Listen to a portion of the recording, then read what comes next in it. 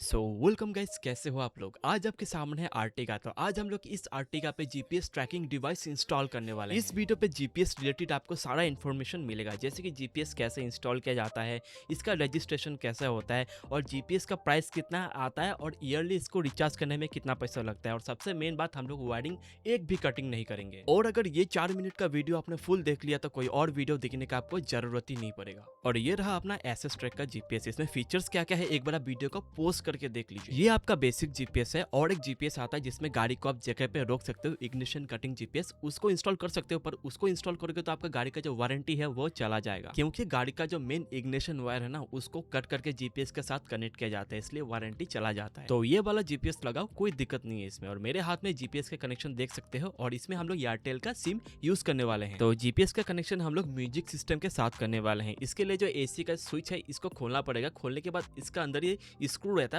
उसको खोलने से ही आपका सिस्टम जो है खोल के बाहर आता है। तो जब दोनों स्क्रू आप खोल लोगे ना, तो ये जो सिस्टम है इसको पकड़ के आप थोड़ा सा खींचो तो ये बड़ी आसानी से खुल के आपका हाथ में आ जाएगा। अभी सिस्टम में जितना कैपलर है सबको खोल लेना है और जो मेन कैपलर है इसी पे ही सारा कनेक्शन होगा। तो चलिए मैं आपको आगे बताता हूँ, लेकिन उससे पहले जीपीएस का जो कनेक्शन है उसको समझ लीजिए। इसमें टोटल 4 वायर मिलता है, जिसमें से येलो कोई काम का नहीं है और ये जो ब्लैक है ये अर्थिंग का है और ये रेड वाला एनी टाइम पावर जिसमें कनेक्शन हमेशा रहता है वो वाला वायर है और ये ऑरेंज जो है ये आपका इग्निशन का कनेक्शन है। तो येलो वायर का तो कोई जरूरत नहीं है, तो इसको कटिंग करके हम लोग साइड में रख देते हैं। इसके बाद हम लोग को एक बहुत ही इंपॉर्टेंट चीज चाहिए जिसके बिना हम लोग आपका गाड़ी का वारंटी बचा नहीं सकते, वो है आपका ये एंड्रॉइड का कैपलर। क्योंकि इस कैपलर के अंदर आपको 3 पिन देखने को मिल रहा है, पतला पतला सा। इस पिन को आपको निकाल लेना है और जब ये पिन निकल जाएगा, इस तीनों पिन को आपको क्या करना है, जीपीएस का जो कनेक्शन है इसके साथ बढ़िया से इसको ज्वाइन कर देना है कुछ इस तरह से। अभी हम लोग बिना वायरिंग कट किए हुए जीपीएस को फिटिंग कर सकते हैं अपने गाड़ी पे। तो चलिए गाड़ी पे चलते हैं। तो ये म्यूजिक सिस्टम का जो कैपलर आपको दिख रहा है, इसमें जो ब्लैक कलर का वायर है ये आपका ग्राउंड का कनेक्शन है और इसके ऊपर ठीक देखिए ब्लू कलर का जो वायर आपको दिख रहा है ना,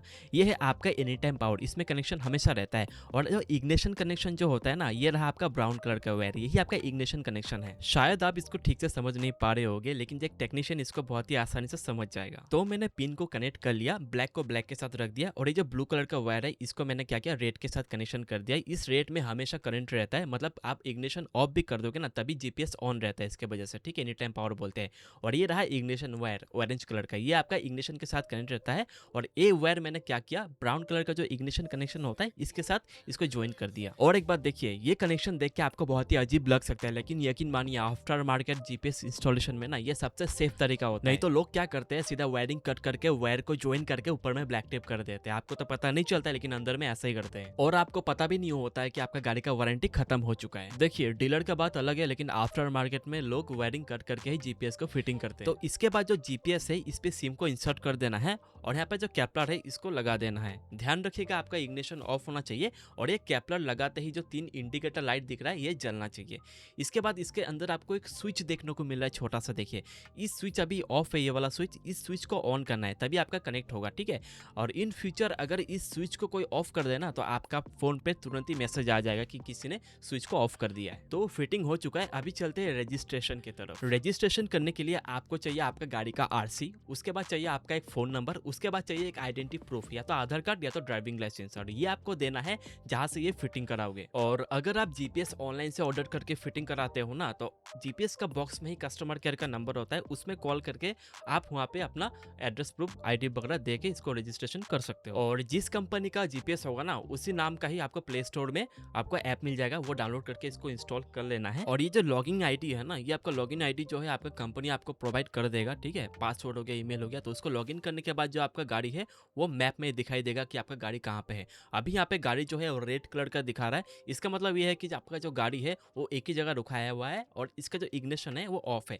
तो हम लोग क्या करते हैं, इग्निशन को ऑन करते हैं। इग्निशन ऑन करते ही आपका जो नोटिफिकेशन है ना उस पर ये आ जाएगा कि आपका गाड़ी ऑन हो चुका है। इसके बाद जो आपका गाड़ी का कलर है वो अभी रेड से ऑरेंज हो जाएगा, ठीक है। और एक बात, गाड़ी कितना किलोमीटर स्पीड में चल रहा है ये शो होगा, गाड़ी का इग्निशन कितना बार ऑफ हुआ है ऑन हुआ है सब कुछ इसमें आएगा। गाड़ी ओवर स्पीडिंग में चल रहा है तो तब भी आपका पास नोटिफिकेशन आ जाएगा। तो इस जीपीएस का प्राइस है 3500 और साल में एक बार इसको आपको रिचार्ज करना होगा, जिसका प्राइस आपका 15 से लेके 1700 का अंदर ही आता है। और आपका माइंड में अगर कुछ भी क्वेश्चन हो ना तो आप मुझे कमेंट में पूछना, उसका मैं आपको रिप्लाई जरूर करूंगा। और ये वीडियो थोड़ा सा भी इन्फॉर्मेटिव लगा हो ना तो प्लीज वीडियो को लाइक करके चैनल को सब्सक्राइब करते हुए ही जाना, ठीक है।